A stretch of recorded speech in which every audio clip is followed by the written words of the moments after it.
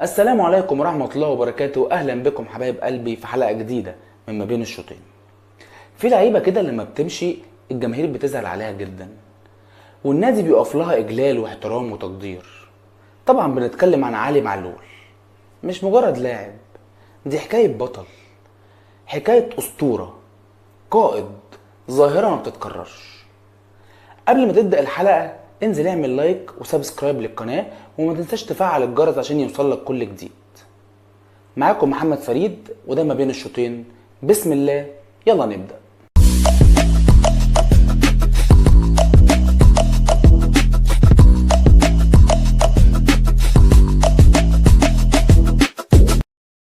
عمل حالة حب نادرة جدا بينه وبين جمهور الأهلي، وحتى جمهور مصر عموما ما كانش فيه خلاف عليه، ملوش أي عدو في أي فريق. حب الناس عمرك ما تشتريه، بس معلول كسبه بروحه واخلاقه وادائه. والله انا ببقى مبسوط لما جماهير الاهلي تبقى مبسوطه، والله العظيم لما بطلع في الشارع والاقي الناس مبسوطه ده بالنسبه لي اهم من اي حاجه انا شفتها. يعني حب الناس دي شفته في كذا موقف وفي كذا حاجه، انا ده على راسي من فوق، وعمري ما هنسى جماهير الاهلي وده فترتي مع جماهير الاهلي عموما. يعني الاهلي انسحب من ماتش الزمالك في اول ماتش في الدور الثاني في الدوري، وده بسبب ان رابطه الانديه كانت واعده النادي الاهلي بحكام اجانب اول ماتشين، ماتش الزمالك وماتش بيراميدز، وقبل الماتش بيوم اعلنوا حكم مصري لاداره اللقاء. فالاهلي قرر ما يروحش الماتش، وفعلا ما راحش الماتش. اتحاد الكوره بعدها اعلن ان الاهلي خسر الماتش 3-0 وانه هيخصم 3 نقط في نهايه الدوري. الاهلي ما عجبوش الكلام، وطبعا اعلن انسحابه من الدوري وان هو مش هيكمل بقيه ماتشاته اصلا. بعدها بفترة رابطة الأندية طلعت قرار تعديل على قرار اتحاد الكورة بأن هيتم اعتبار الأهلي خسران الماتش بس، ومش هيتم خصم 3 نقط في آخر الدوري. وقالت إن القرار ده بسبب إن النادي الأهلي أعلن انسحابه من الماتش لظروف قهرية. طبعا القرار ده ما عجبش لا الزمالك ولا بيراميدز، فعملوا استئناف عليه. وطبعا لجنة الاستئناف من كام يوم أيدت القرار بتاع رابطة الأندية بأنه هيعتبر الأهلي خسران الماتش فقط، ومش هيتخصم منه 3 نقط في الآخر. في لحظات في الكورة كده بتحس ان في حاجة غلط، لعيب بيعمل غلطة مش منطقية، حكم بيطنش كارت واضح جدا، مدرب بيعمل تغييرات غريبة في اوقات غريبة، وساعتها بتسأل نفسك هو ده صدفة؟ هو ده طبيعي ولا ده سيناريو مكتوب؟ باريس سان جيرمان مثلا بدأ المشروع بعد استحواذ قطري من سنة 2011، جاب نيمار ب 222 مليون، جاب ميسي، جاب امبابي، وفضلوا سنين يخرجوا من دور ال16 ودور ال8، ما وصلوش لاي حاجه، لحد ما اخيرا كسبوا دوري الابطال السنه دي.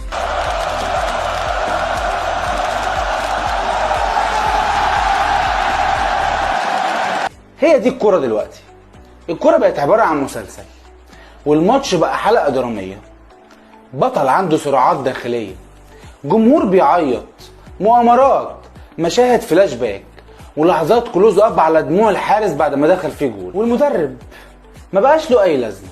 احنا محتاجين سيناريست، واحد شاطر يكتب لنا سكريبت فيه تقلبات، بدايه دراميه، حبكه، وصراع، ونهايه غير متوقعه. يعني مش مهم تكسب، المهم تبهر. ايه الظلم ده؟ الله، وانا كل ماتش اتطرد، عملت ايه انا يعني عشان اتطرد؟ ما تطلع عاد وانت ساكت، ده انت لعيب رخم قوي. ماشي. الواد ده غريب، مرة يصبغ شعره، مرة يتخن نفسه، واد عجيب. طب تفتكروا في حلقة زي دي هنسيب رمضان صبحي في حاله؟ رمضان صبحي خرج من الأهلي على أوروبا ورجع على الأهلي تاني، صنع لنفسه شعبية جبارة، كابتن في الملعب من وهو عنده 22 سنة، نجم الإعلانات الأول، كان شايل الفريق في بطولات كبيرة، وفجأة قرر يسيب الأهلي ويسيب كل ده ويروح بيراميدز عشان عرض مالي أكبر. طبعا الجماهير زعلت منه جدا، وده أثر على صورته وأدائه، ومن يومها ما كسبش ولا بطولة، إلا إنه حقق السنة دي أول بطولة ليه كبيرة مع بيراميدز، وهي دوري أبطال أفريقيا. ابن النادي 0 للمكسيك دور المجموعات كأس العالم 2010، كانت أسوأ نسخة للمنتخب الفرنسي.